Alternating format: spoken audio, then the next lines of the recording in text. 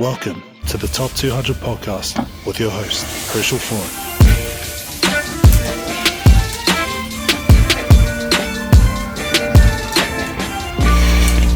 What's up, everybody? This is Herschel Froome from High School Top 200, and this is the Monday morning meeting. Welcome back again. There's been a few one-sided scores, I guess you could say, because it's been a good week. I mean, it's been a good week to the point where,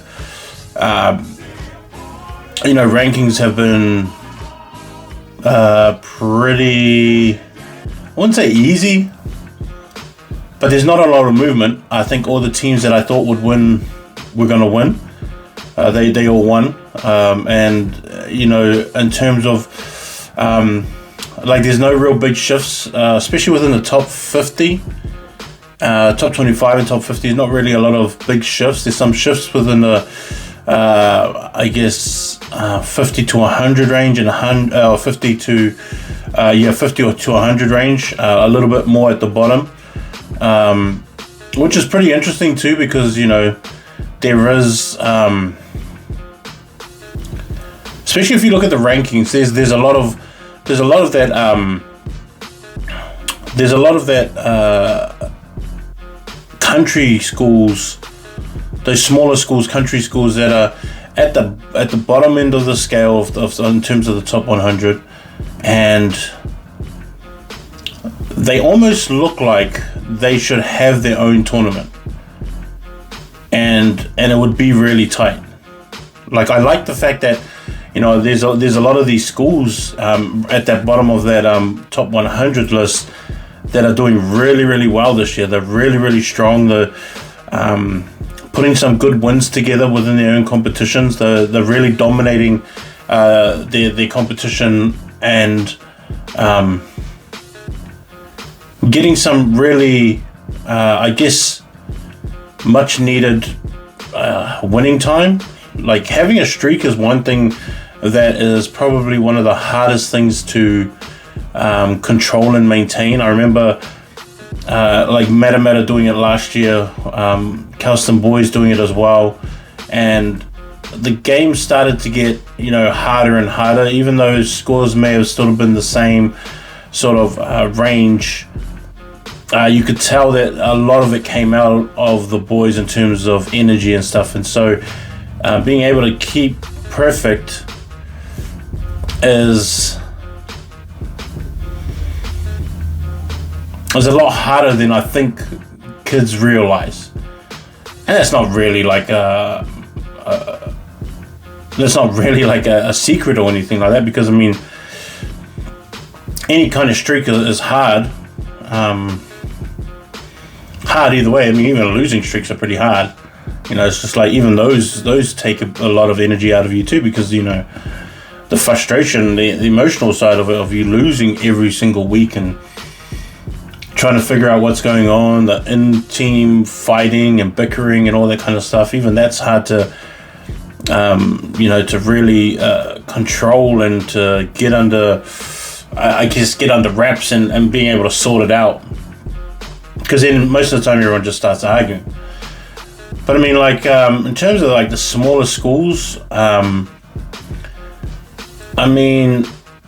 for me, if I was to look at the list, I would have a lot of smaller schools play each other. I wish there was a little tournament of smaller schools that were able to play around the country.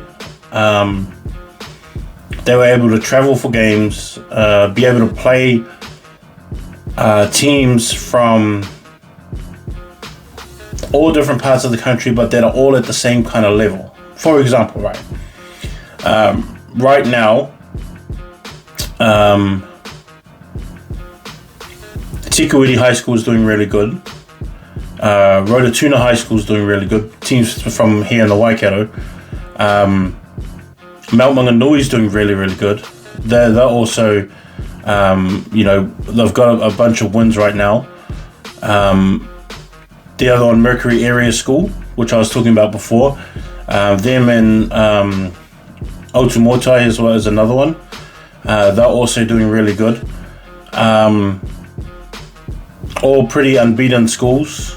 And I think that they would go well against teams like South Otago High School, which will be a really good one. Wakatupu would probably be another one.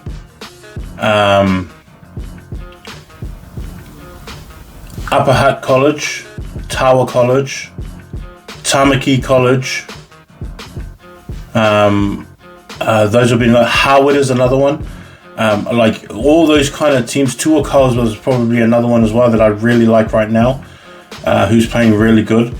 All these teams around sort of the country. I mean, Wanganui High School, not collegiate, but high school. So there's three, I guess, four. Cullinan is another one. But Wanganui High School is different from Wanganui City College. But Wanganui High School, they look like they're a quality side as of right now, even though it's early on in the season. But they would be like another team as well. But all those kind of teams, I wish that they would be able to, I guess, have their own large tournament together, because then I think the games will be a lot fairer. I think the teams will be able to play each other from different parts of the country to get to know each other, but also to be able to learn and grow because when you're playing someone who's too good or too bad, you're not really growing that much from those kind of games. And some of the times, like some of these small areas, is that some of the games are so lopsided that you kind of don't get a lot from it as a team, and you kind of don't grow that much as a team. And like I wish there would be more competition in that way, and against first 15, not like second 15s, because I mean like Bishop Viard, I would love to see Bishop Viard play someone like Mount Maunganui or Tikawiti High School. Howard is another one as well. I wish all those kind of teams would be able to mix up together and play each other. Even some of those Auckland 1B schools as well. I think that would be good, solid games as well. Like Botany Downs coming down and playing, Howard, or even a team like Cambridge High School would be a good game to watch. Botany Downs is on the sort of higher level, higher scale of it, because they're such a good squad right now. But I mean, I think that's just like one of my kind of views as well, is that I like to see teams play schools play new schools all the time. Yeah, you have your traditionals and you have your games where you play in your own competition. But I think in terms of experience, of like rugby experiences, like playing a new school is kind of a cool experience to go through, and like an exciting thing that adds more to it. For example, seeing Hamilton boys and Mags come against each other has been real cool to watch. I know they used to do it a few times back in the days when my dad was at Mags, but seeing it in these days is pretty cool to see. It's like a cool thing to watch.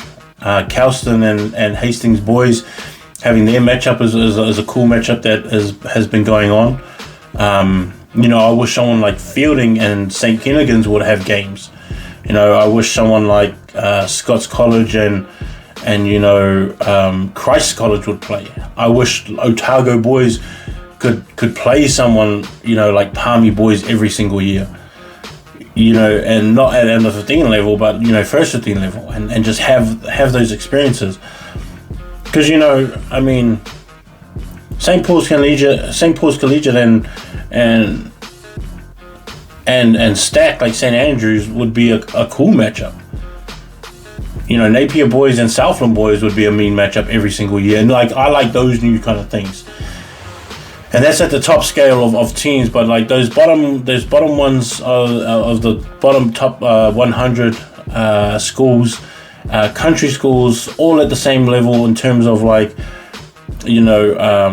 number of pupils that go to the school.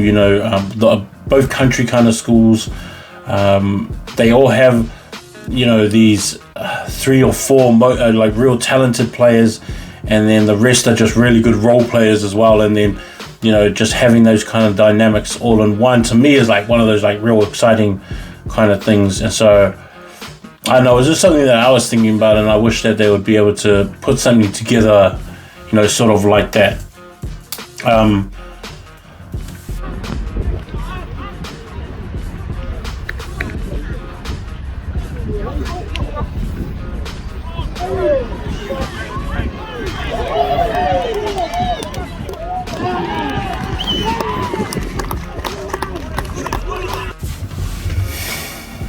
One thing that I liked over this weekend, so I went to a few games. Like I went to on Wednesday there was a few games, and so I went to the Rotorua boys one, and purely to see Matamata, like, because I already know what Rotorua boys looks like. I know what their players are and how they play, and what to expect. I've seen what they were like last year, seen how they have been this year and how they've come back.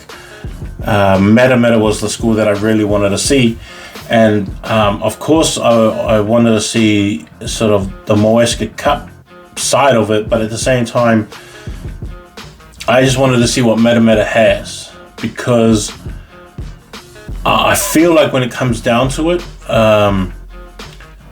because they'll be going into the co-ed side, I feel like Matamata is a better school than St. Peter's School, Cambridge. I feel like they're on track with Manurewa High School, who they would probably go up against, and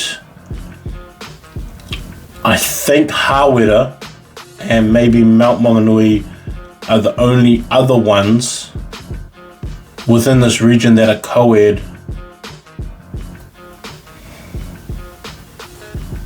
that will be kind of worth putting up against, especially in this chief region. And so obviously I went to go and see Darcy Keenan, who was everything that I thought he was going to be when I watched him play. I still think that he's a hooker that is just playing number 8 right now, but I have a feeling he may be the best option that we have at hooker. Sione Tupou is the other one who's playing for Rotorua boys, and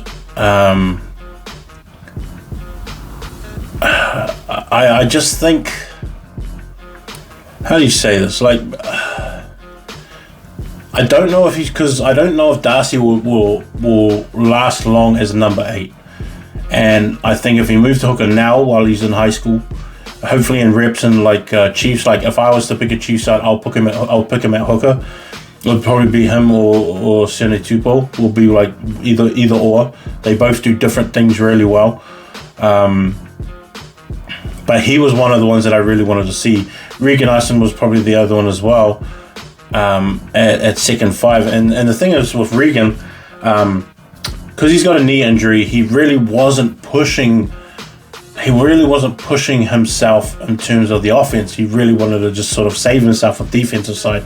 And you could kind of see it because he was just passing the ball along, making good passes, making good decisions as a playmaker, not really as an attacking second 5. And then I saw, I don't know if it was 2 or 3 times when one time he had to actually use his offensive side and try and get away from the 5 meter line, because they were backed up onto their line, and got the ball sort of in the corner against the sideline, and he just did like a little footwork, and he got himself over that line and got them going forward, and just gave the first 5 a little bit of space.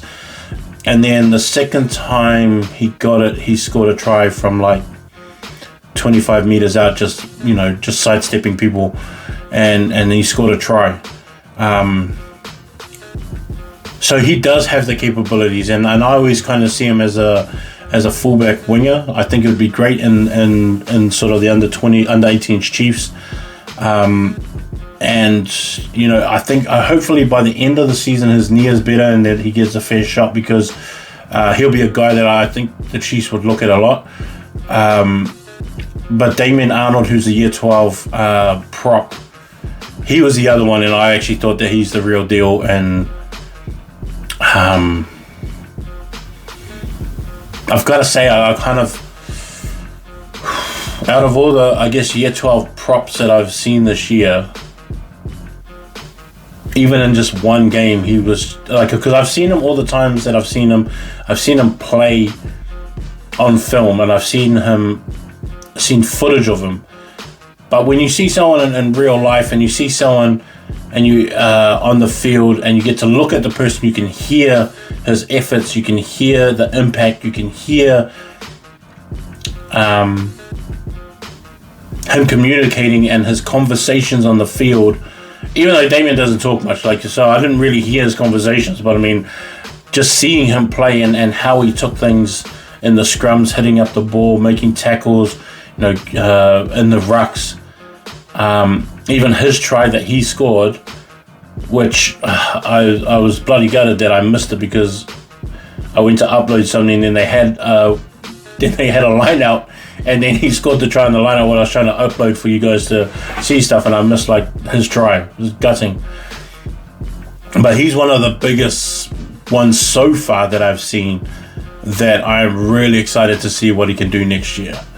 And in all honesty, I don't think he needs to move to another school. If he wants to, that's fine. But in Matamata, I don't think he needs to move. And I think he's good enough to stay within that environment and still kind of make it, and still kind of get seen, and hopefully the Chiefs get to still see what he can do and how valuable he is. And I mean, Matamata is one of those schools, especially even when I was growing up too, they're just a country school, not very big at all, but just a lot of hearty-ass farmers, country kids that are just not scared of anyone, and they just hit hard. They hit hard, they get hit, and they just get back up. They don't care at all about anyone, smashing them. To them, it's just nothing. And so I like those kind of players. I like those kind of boys, and that's exactly kind of what I got when I saw them. But that was a real cool game. The score was obviously lopsided. The score was what is to be expected by a number one school in the country, and Rotorua boys just play like that. Bailey Carmichael was just, he was just on another level in that game.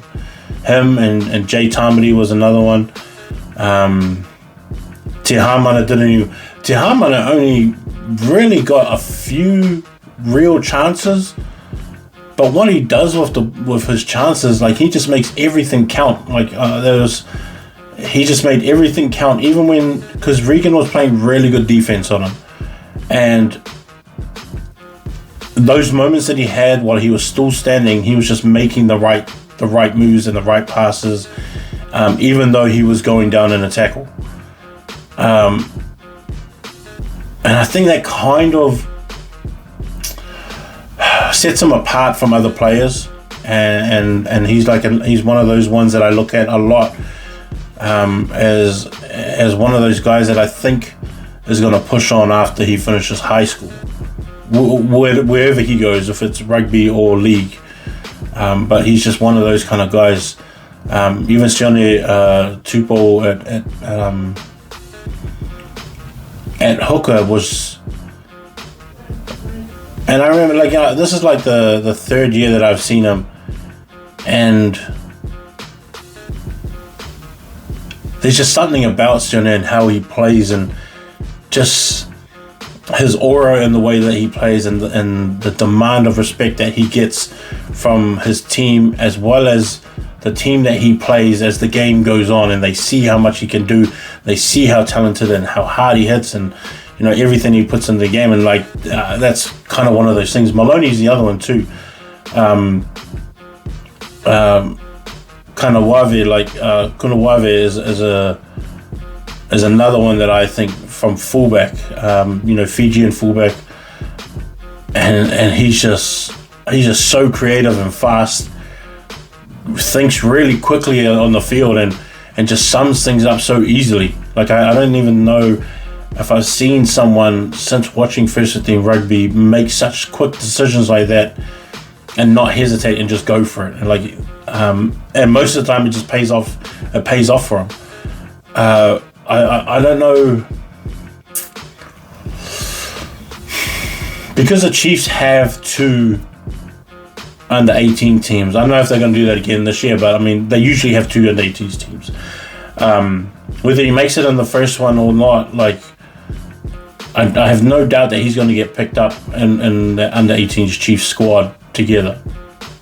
And then next year is going to be that year where he's really dangerous. I mean, obviously, because the Chiefs area has got Peyton Spencer in there.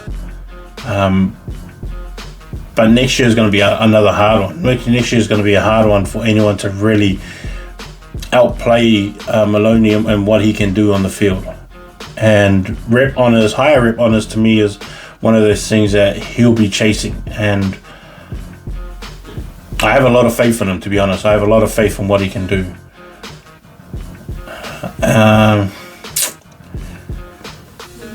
The other game I watched was the Napier boys and Scots College.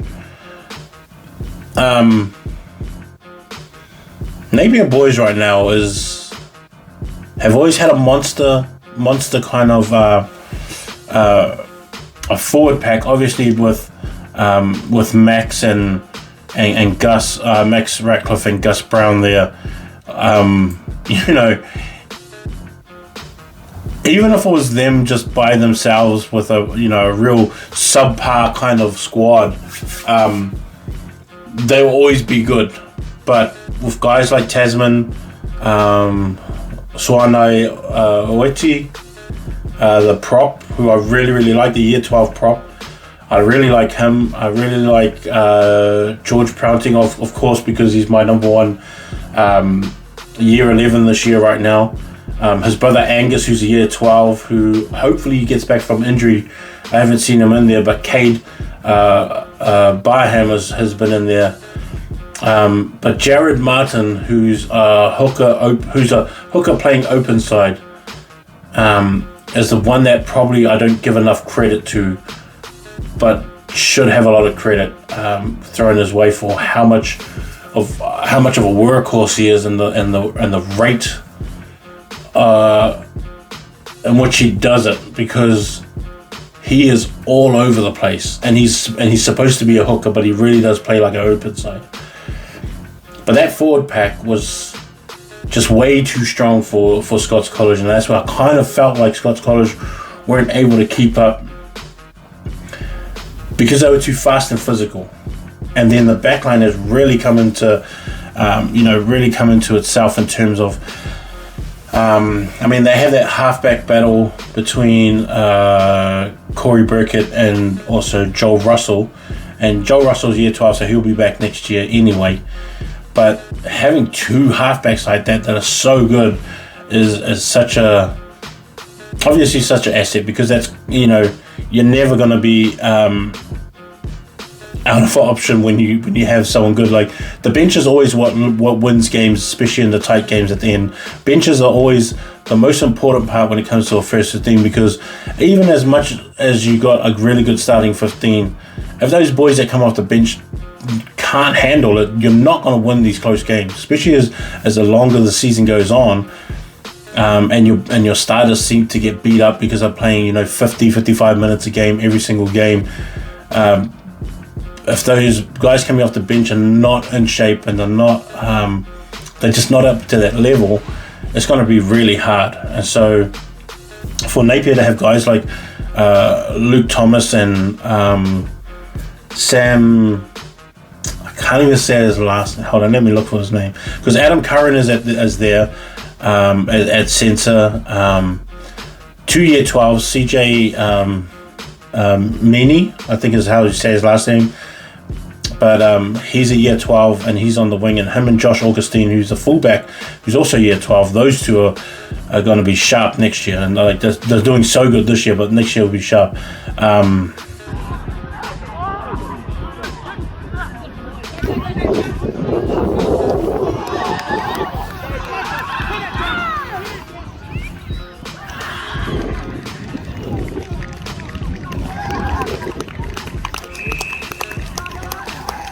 What's his name? Sam Kenthavong?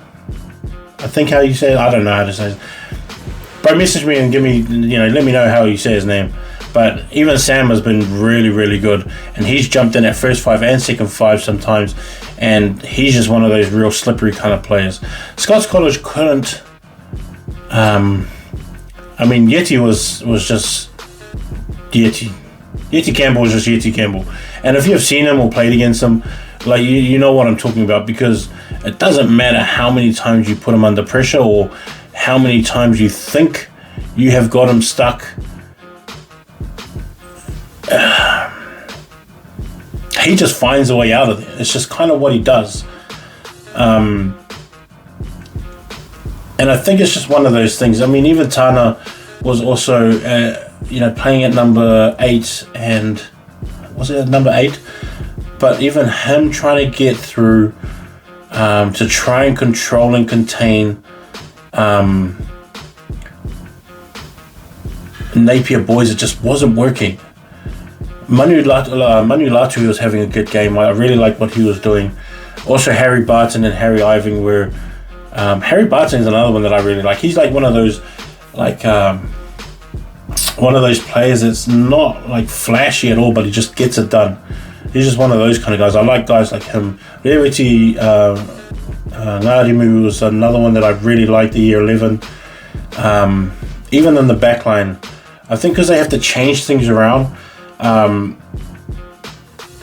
Manihira Gardner is probably another one to me who's even as a year 11 is going to learn quite a lot from this year, and a lot of year 11s are kind of like that. Like him and Rewati Ngarimu is probably as the year 11s are going to be those guys that get a lot out of this year. Richard Jones is the other one who's on the wing, but those guys are going to be pushing and driving really hard for this year as year 11s, and they're going to get so much out of it that year 12s they're going to have like really big years. The Wellington competition is pretty weak right now, and they're going to have a lot of time to learn and grow for the bigger games which they have against Stream and Town and Wellington College and that. And so I hope that Scots get better and they keep pushing on, because it has been rough for them against Super 8 teams and Super 8 and the other guys around, I guess, the Hurricanes area, because I mean even Whanganui Collegiate and Feilding are pretty strong right now too, and Lindisfarne's not far away either. And I guess some of these guys have to, some of these teams, especially in the Wellington region, maybe I don't know what they have to do.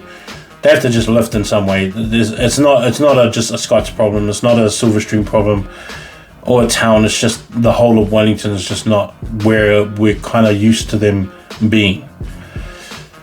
The other games that I also watched, I watched the Wellington. Speaking of Wellington teams, I watched the Wellington College and St. Pat's Town game, which was funny. And it was funny in the sense that like there was so much feeling in it, and I understand that when you have traditional games, so I know how you feel about against the other teams and all that kind of stuff, and you got so much energy flipping running through your body, and your emotions are high and all that kind of stuff. And you're supposed to in turn hate this other team that's got the other uniform on the other side, and you've got a trophy and that to play for. And I mean, I get it. I mean, we used to play against Wesley College, another one called St. Stephen's College, and Te Aute College, when Te Aute College were sort of top of the line kind of team, and even St. Stephen's, and even against Wesley there were fights every single game. Like, I know the energy and emotion that comes along with it. But getting into like the first 15 minutes, it dies off and you're playing rugby. This game, Wellington College, it's not even just one team, it's both of them. Wellington College and Town, half of the guys on the field were playing rugby. The other half were trying to fight. They were like tackling with a punch, throwing their shoulders into it, dirty stuff on the ground, like just all that kind of stuff, which made me laugh. Like, I think that stuff is kind of funny sometimes. It's dirty, but it doesn't mean that it's not humorous. It doesn't mean it's not funny. But it did. To be honest, that is why St. Pat's lost. They were trying to get, for the most part, they were trying to get at the player instead of making the play. And there were times where they could have made easy tackles. There were times where they could have made the right rugby move instead of the trying to smash someone move, and they would have got clean and easy turnovers with mismatches on their side. And, it was just a simple catch and pass or draw and pass, and then they would have been down the field a bit more. Maybe not tries, but down the field a bit more. Wellington College on their own were the same. There were opportunities that they left out there because they were trying to be tough guys, and it just, they would miss the ball, they would miss the play, they'll be out of the line, things like that. But it was just funny to me. I thought Jordan Chapman, who's the blind side for Town and the captain, I thought he had a massive game. I thought he was so good. Him and Jeremiah Collins were really good. Quiet game for Francis for a little bit. But I thought Jeremiah and that had a pretty solid game. I thought that they were really good. And their forward pack were pretty sharp. I thought that they were winning the battle most of the time against Wellington. I mean, even Solomon Ovaka had a solid game. Him and Salesi, Silmanu Whangai. And Salesi's try as well was like a pretty cool runaway. I really like that. I thought that was like the turning point for them too, in terms of a chance to control the game from there on. But it just didn't really work out. Didn't work out sort of that way. Yeah, I guess. But it was a good game. I mean, Devon Supwanga and Stanley Solomon are probably the reason why the 9 and 10 of why they're such a good team, or why they're a team that's being able to play every single game and be able to keep consistent. Devon's so fast at the rucks, and he gets the ball out. Real clean, nice pass too, which is something that I like. I think a lot of halfbacks this year that I've seen don't have snaps in their passes. They don't have a clean ball, and it's a really wobbly and slow delivery. Like form has always been something that form this year for halfbacks has been pretty poor all around. I've seen so many halfbacks this year that their pass is not crisp. It's not. There's no snap in it. Really slow deliveries. Poor footwork coming out of a ruck, and I don't know. I feel like it's dropped. There's only like maybe a handful or so of guys that I would technically sound. I would say that are up there. But Devon Supwanga's got one of those kind of passes, and I like the way that he does it, and it really helps out Stanley Solomon, because that's how you want the ball when you're coming out of first five. Sam Meal, the fullback, I thought had a great game. I thought he was really solid too, and I like the way that he came out of it. I went to Feilding.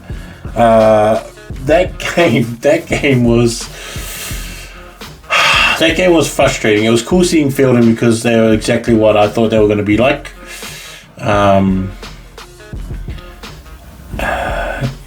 Vernon and William up front were just too strong. That's why they're ranked so high in the player rankings. Moses is the same. Sam Kane was good. Moses Pololei was also him and Manuel. At halfback and first five. Dan, even on the wing, I thought they were great, and they were just a great team all around. St. Peter's,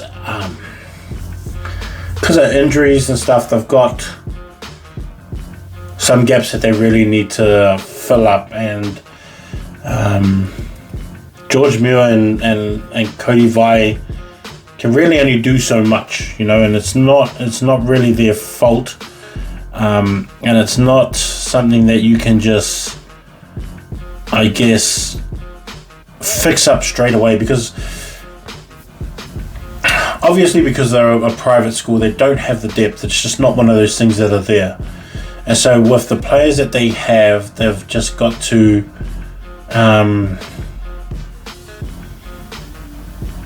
coaching staffs have to have a really good system, and especially when you're at a private school like that. And for what they're doing now, it has worked in the past, and it's just a new crop of players with so many guys that left last year, and they've just got to figure it out, and it's just taking it a little bit longer than usual. Rui, obviously, Farrant he's played really good so far, him and Cash Farmer. The one I really like is Hunter Robinson, who's a winger, and you know, he's not a flash dude, he's not fast, but he just does everything right. I like the way that he plays. And you know, he's not the go-to guy on the team. You know, he's way down the picking order of that, but when it comes to his side of the field, I would kind of have a guy like him to trust and just be like, yeah, I don't care if he doesn't make, you know, 30-yard gains or, you know, sidesteps 3 people in a row, but I just wanted to take care of his side, and that's what I feel he does. You know, in terms of like doing all the hard work as a back 3, he does all the hard work. You know,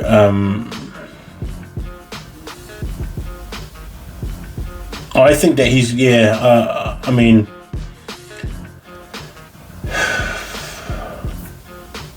he's just one of those guys that's reliable. George Muir and Cody Vai are your stars with Cash Farmer and that. And then Marae Napier is probably the other one, along with Rui. And then just trying to figure it out from there.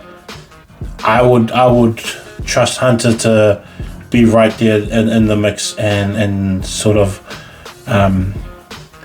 putting his talents where it's needed. That's kind of what it is. For the forwards, it's hard. I mean,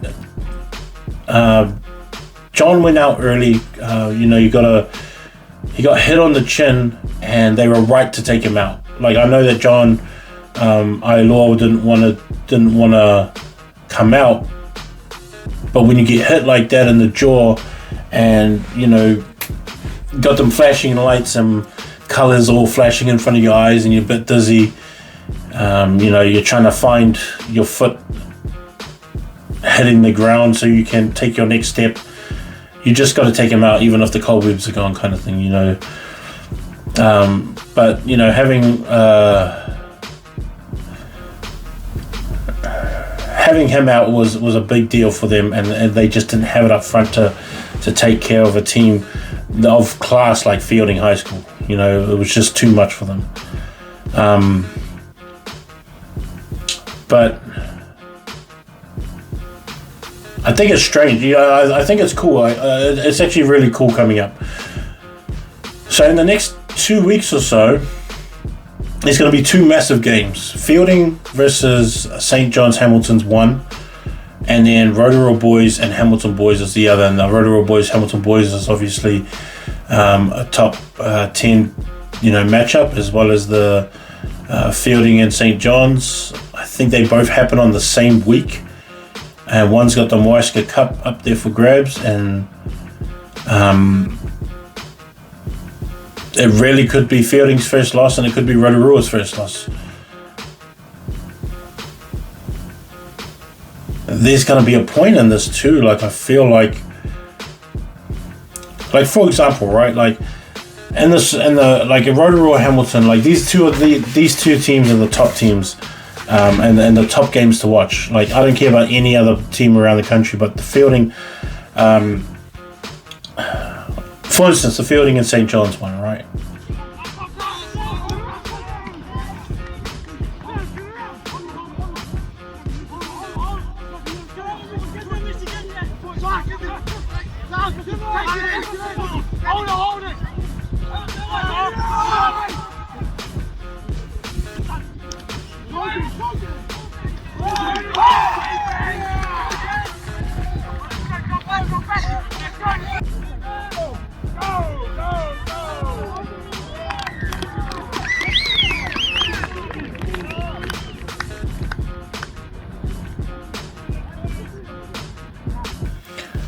first off, you got the two boys who are the 2 year 12s.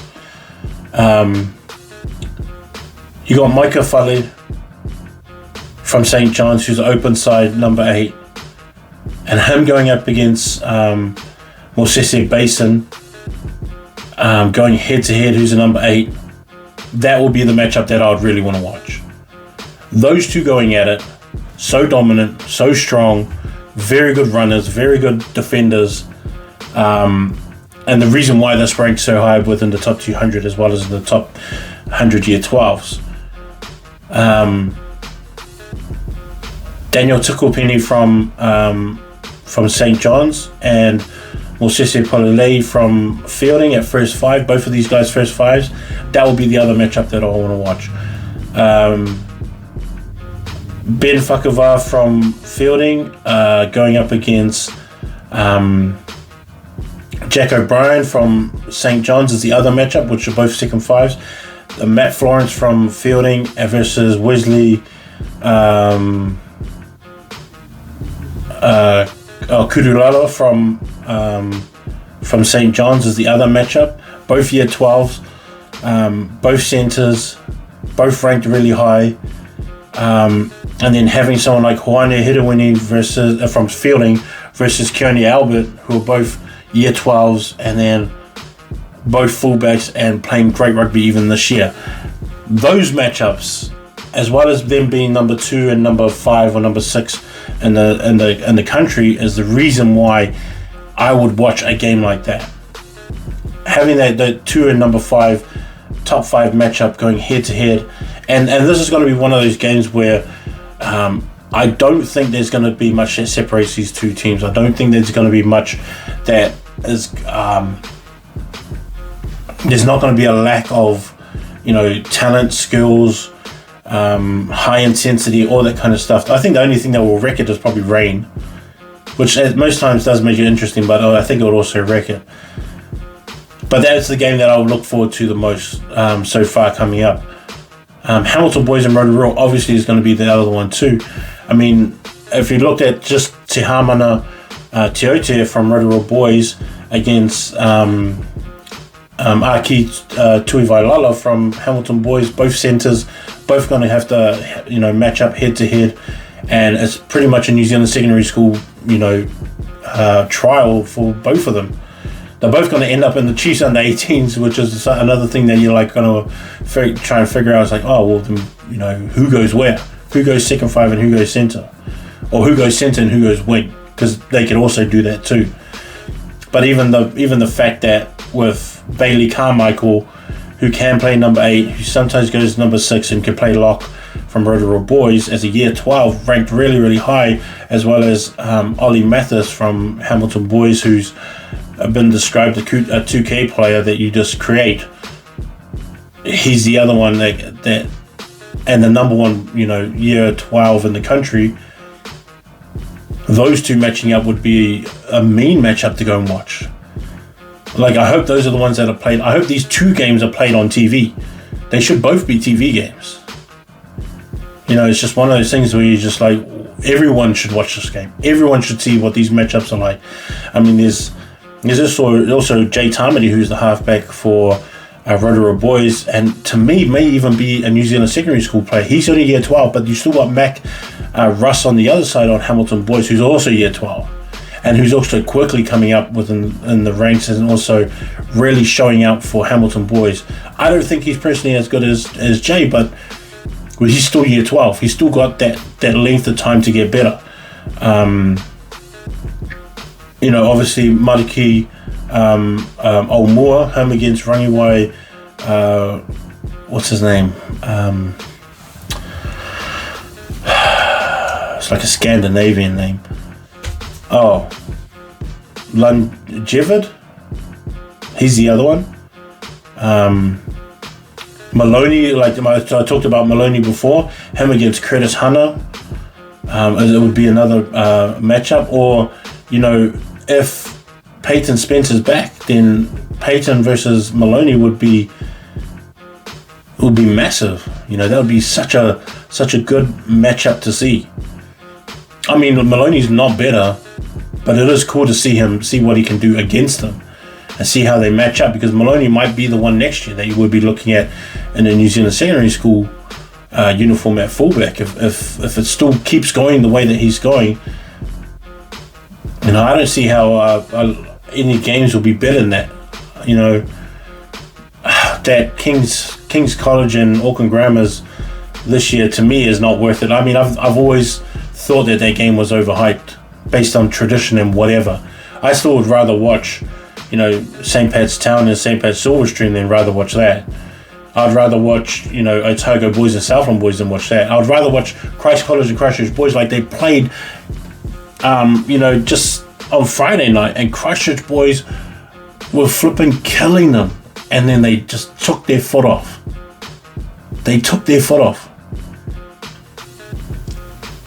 It could have been one of those defining moments where you can completely embarrass the other school, like you talk about what you want to do, but they just didn't. And Christ just pulled themselves back from that one. And watching them pull themselves out of it, I could see how much Christ College started believing in themselves. And to be honest, they're lucky it's not an 80-minute game, or else that would have been like the biggest comeback of all time kind of game. And I don't even have like a memory of what is the biggest comeback game for First 15 Rugby in the 9 years that I've done this. But if they had pulled themselves back with an 80-minute game on that one, that would have been the worst. That would have been more embarrassing than a 35-0 start. Like having someone 35 points up at halftime where you're supposed to be equal schools, and then Christ just pulling themselves back. It's like, far out. If they catch up, and it's going to be an embarrassing moment walking through school, losing that one. And I sympathise with you fellas too, and I know what that feels like to have the school look at you and be like, man, how you lose 35-0 up? Like those kind of ones are just embarrassing. But they held out. But those are the kind of traditional games that I like. Even the New Plymouth Boys one and Francis Douglas one, in terms of like the matchup and the feeling of it, like, man, to me, I think that's better than the King's College Grammar one. I know this. I don't know. I don't get the hype. Maybe it's just the Auckland thing that they like so much. But to me, I feel like other ones have better traditional games than that. I haven't still watched all the games that have been sent in. Let me know if your team has a First 15 YouTube page, or send me your YouTube links and your huddles and all that kind of stuff, and let me watch your games. I've been actually thinking about making 2 teams of the week, because there were so many good players this week, and I still haven't even finished all the games. And so, like, I don't know. Do I still keep it to one game or what? But or to one team? I guess you could. They come out on Wednesday, so if you feel like I should do 2, then hit me up, let me know, and I'll do that. It's good to have Otago Boys back in the winning column again. They are starting to look better. The old coach came back, which is great. And it's good to see and hope that they get back again to what they used to be. I honestly think that this is probably be the biggest scores that I've ever seen in just 1 week. Like, there were so many schools that had massive scores. St. Peter's and King's College was, oof. That was a harsh one. 38-7 is a harsh one. Just not what you thought it was going to be, John McGlashan had a massive 62 points. St. Thomas had 72 points. St. Kennigan's had 52 points. Southland Boys had 61 points. Mags had 82 points. Scots had 68 points. Manurewa had 58 points. Sacred Heart had 76 points. And Nelson College had 60 points. And these are all just in 1 week. I don't know if there's been a week where more points were scored, but I mean, that was heaps. That's a lot of points. Even St. Paul's College had 48 points this week. My Roscoe had 41 points. Maclean's College had 33 points. Alfriston had 36 points. Tuakau, who I like like a lot right now, they had 44 points against Papakura. Pukekohe had 40 points. Tokoroa had 43 points. Man, everyone has got massive scores. Tikawiti scored 31 points. Mercury Bay Area School scored 57 points. Waiheke College scored 70 points. There's just so many. John Paul, 58 points. Just a lot of them. Howard has scored 56 points. I don't know, it must be just one of those kind of must be just one of those weeks that all just lined up where everyone just had these massive games. Wanganui High School, 52 points against Wanganui City College. Just all over the place. And more. But it was cool. Timaru Boys. They're another one. I just saw it now. Timaru Boys had 63 points. Big, massive scorelines there. The game I do want to see, actually, just before I go, is a Mount Aspiring College versus Tyree College. That's probably a game that I really want to see. If someone wants to hook me up with that one, I really want to see what happened in that game. Because I know it was a pretty tight game for a while and then sort of let go at the end. But, two strong teams that I kind of like keeping in touch with and seeing all the time. So hit me up if you got the game, send me the game so I can have a watch, see what happened. Look out for the new top one, obviously the new school rankings. The first 15 rankings will be out later today. Tomorrow will be the top 100 year 12 rankings will be out again, a renewed one, and then on Wednesday it will be the new top 200 rankings, as well as a few names that I gotta put in there. Sometimes when I add new names, it's not because I don't think they're good. Sometimes I'm just trying to figure out where they land in terms of the rankings and what spots they're going to be in. Because some guys that I have noticed come back from year 12 and just got exponentially just better over the summer. And then finding out how good they are is kind of what I'm trying to figure out. And I won't just rush to put them in just to throw them anywhere. Because I want to try and get it right and get them in the right spot. So there'll be a guy that maybe come in the top 50 because I just don't know. I didn't know where else to put him, and I started to look at guys and think, oh no, he's better than that guy, he's better than this guy, better than this guy, better than this guy, and then trying to figure out within that gap of 10 to 15 names are going, well, he ends up here. So that's kind of how I figure it out too, is I look at people in his position, people in that guy's position, and I go to the name who I think he's not better than, I put him on top of that guy, and then I figure it out from there. And sometimes it could take 2 weeks or 3 weeks, and so if you're not in there right away, it doesn't mean that I don't think you're good, even though you're tearing it up right now. And maybe just because I'm trying to figure out where you're supposed to be, and also who's dropping out too. So that's obviously the other one. Add one, someone else comes out. All those guys that have gotten injured, please keep your guys' heads up. Those guys who are out for the season. Remember, there's always next year. Remember, there's still under 19s and under 20s where you can prove yourself. It's not the end. Just keep diligent and keep positive. And in your recoveries, also still be part of the team. Don't try and isolate yourself because you can't take the field. I know it's hard and it sucks that you can't participate the way that you want to be, but being a good team member is also what it's about too. And so, try and be a good teammate as well.